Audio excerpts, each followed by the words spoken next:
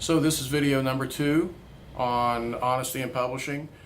Super quick review of the main points. And number 1 is, when you're looking at a publisher, always Google them. Publisher name complaint, publisher name scam, publisher name review. Always get used to looking at 6 or 7 different reviewers, ones you like. There are also con artists in reviews sometimes. Anyway, the details of that were on video number 1. Always have 6 or 7 reviews, and you can take out the best, take out the worst, take out the angry, take out the one that's good to be true, too good to be true, and you're probably in good stead.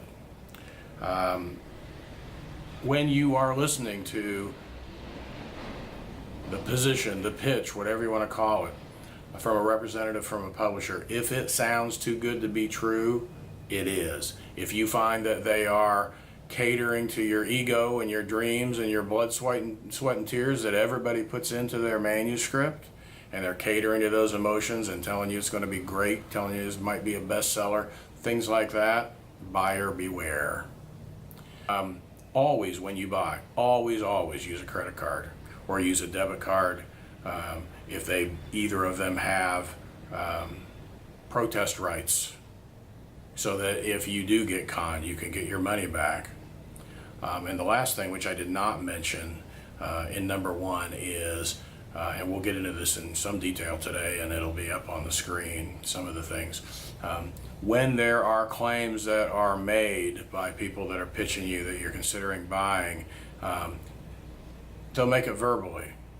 And certain critical ones, you write them an email and ask them very specific questions. You don't need to go on and on and on and on, so that you have their answer in writing. You'll be able to tell the difference between people that are telling the truth and people that are conning you on the phone by asking them the same question, simply put and clear, in email, and looking for an answer. And sometimes there's a good reason they can't answer it. But with the ones I'm pointing out to you today, there aren't good reasons not to answer it in the vast majority of cases. There are publishers that will guarantee you an ROI, a return on investment. Even traditional books don't have a guaranteed return on investment. This is another measure of our authors and how naive some are, and a measure of how deep con artists have infiltrated some of self-publishing. Not all, thank gosh. If they tell you that they can guarantee you an ROI, there's 20 other things they've told you that are lies, because that one's about as far from true as you can get. If you're being told, as you're talking to a salesperson or a representative of a self-publishing company, and they say your book is going to be in bookstores, there's 2 things I want to tell you about that. The first is they're lying to you. The second is you need to ask them specifically the question also in email. And my trusty co-workers are going to put what to ask up on the screen over here. Needs to be specific. I'll just let you read what's on the screen. This is a very, very common thing that self-publishers that are less than honest will tell you, that your book will be in bookstores. Traditionally published books are in bookstores. There are very rare exceptions. Our company is the very first that in certain circumstances and certain packages, 3 of our 7 packages, you will be in bookstores. You won't be in all bookstores, but you'll be in a number of different bookstores. And you will sell books from those being on the shelf. The vast majority, way over 99%, of self-published books will not be on the shelves in bookstores. They tell you that because all bookstores share a few different databases, massive databases of all published works. So if you have an ISBN and you're published, you'll be in that database if you're distributed at all. And that database has millions of titles in it. So you will be one, and you will be in the bookstore if they have the database in the bookstore. You will be on Barnes & Noble's list, along with 1.7 million other titles that are on their list. So If they tell you that and they insist on it and you write in an email, you'll find out something about the person that's talking to you and the company and what their practices are. If they are well, I already did the guaranteeing of the ROI, so you can catch that. All right. This is another thing that I want you to write to them an email that's specific about. That's going to be up on the screen as well, what to write to them. Has to do with editing. There are 100 self-publishing firms probably that say they do editing, okay? And you'll buy a package that'll include editing. And what that package is, quite often, is an editing assessment only. Meaning they're going to read a portion of your manuscript and they're going to ascertain whether or not you need editing. Now, I can tell you for sure that they will always tell you that you need editing. I can also tell you for sure that the editing that they're going to then pitch to you is either going to be a glorified spell check and grammar check, a word spell check and grammar check, or thousands and thousands of dollars. Good mechanical, traditional publisher editing services are expensive. They're expensive. They are thousands of dollars. Glorified spell checking and grammar checking is not thousands of dollars. And an editorial assessment is not editing. So this is what I want you to write, what we put up on the board, to find out exactly what editing there is. And there's some line editing and there's some different jargon. You're going to have to learn that. But you can ask, you can say what Denzel Washington said in Philadelphia. Pretend I'm a 3-year-old and ask them to specifically tell you the categories of things that are going to be checked. Okay? If you want, we have an 18 category list on our site about what high-level Chicago Manual of Style mechanical editing is, and you're welcome to use that as your standard because it is high, and we've been told that it falls in almost into substantive editing. Anyway, editing.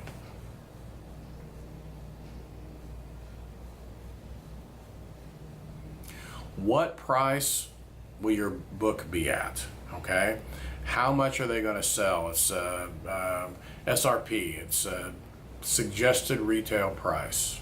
Okay, it is common that people will pitch you a book and they will tell you that the price of your book is going to be less than it is. This gets complicated in video number 3.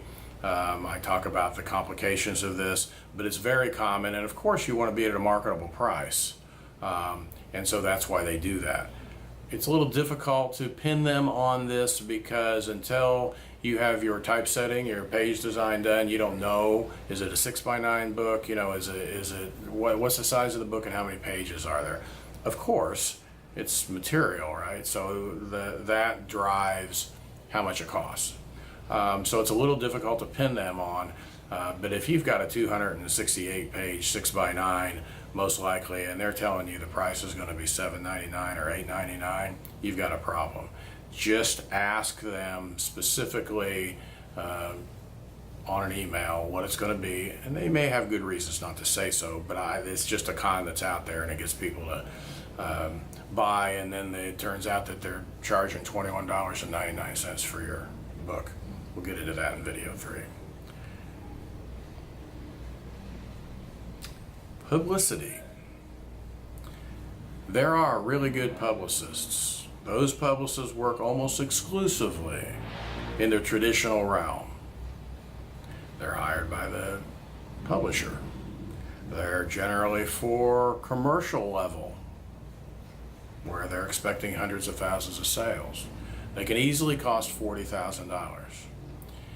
If you are working with a self-publisher after you've ascertained that they're a self-publisher, which means you're paying, and they're charging you $5,000, $10,000, $12,000, $13,000 for a publicist, that's not a publicist. A publicist is a very high-level, expensive, seriously networked professional who has been a publicist for countless different traditional publishers, you are within your rights to ask, okay, if I'm paying this, and by the way, $9,000, $12,000 is not one of those people I just described. Who is it? What's his name? Give me a couple titles he's done. Ask for that in writing. Look up here on the screen. Ask for that in writing. It's liable to be that they're going to put you on somebody that's going to write a few press releases. They're going to do a couple other things. They're not a publicist. They're going to have costs of their own of $714. They're going to charge you $9,025. Right. Don't do it. I can tell you that our publisher thinks no books are ever sold by advertising. I don't have any experience that leads me to believe from any of the case studies I've seen that advertising in self-publishing leads to any book sales. It does produce revenue. It produces revenue for the people that are selling you the packages.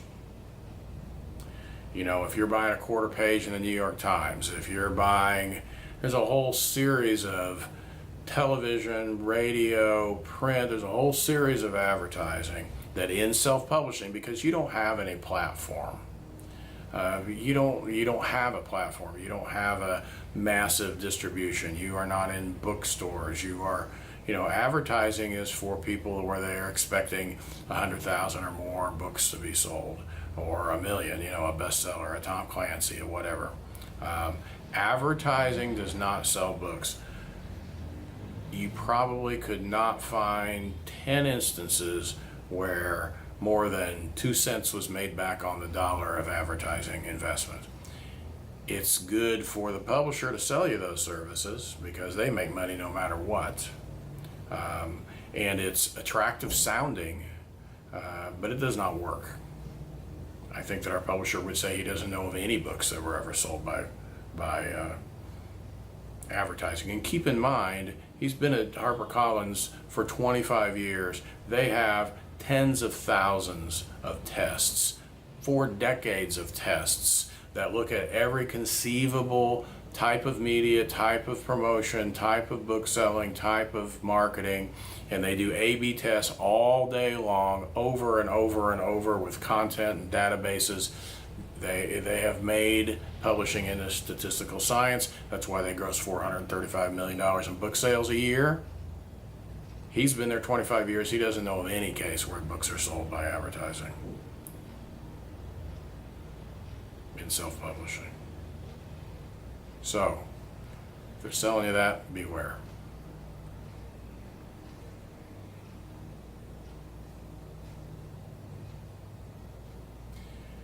Book sales come largely from 3 different places. One is, it's a good book, you're a good writer, and the subject matter is timely for the market. This can be everywhere from something that's timely, newsworthy, to devotionals, to seasonal, if it's a good book. And it's got a good book cover, and it's got a good title. The 2 activities outside of that sell books are your very hard work on pre-sale and during beginning of sale. If you write to me or you call or talk to one of my people, there is I think it's up to 11 video tutorial by our publisher who's been doing traditional publishing for 25 years. He can tell you exactly what the author needs to be doing, and he can tell you exactly what not to do. If it's not on the list of to do it, don't do it.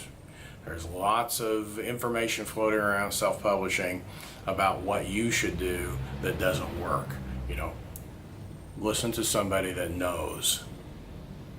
Do those things. The second thing is monster distribution lists. HarperCollins Christian Publishing is the largest Christian book publisher in the world. They have the most killer set of distribution databases in the Christian world. That's an example of great distribution. It's not available to self-published people. It's available to Elm Hill people. It's available to Zondervan people. It's available to Thomas Nelson people. The distribution list is key. publishing distribution lists are a dime a dozen. They're all the same. Okay? They're pitched in different ways, but they're all the same. They are not powerful. They are not powerful. And books don't sell if you don't put the work into it. As I said, that we're a division of HCCP, HarperCollins Christian Publishing. We are the only brand that is half self-publishing and half traditional publishing. My mission, my job, is to make sure that your mission, your book, reaches the most people possible. My higher mission than that is to please God. And that won't always please you, and it won't always please other people, but my higher mission is to please God. I can tell you for sure that we are always going to be honest with our authors. We are always going to treat them with integrity, and we are always going to be respectful to our authors. We do that because my mission is to please God, and that's the right way to be in publishing. Also, when I met and we formed this venture with the top executives of HCCP, those were the 3 criteria that they gave me. Treat our authors with integrity, treat our authors with honesty, and treat our authors with respect. And if we do that, we can work everything else out.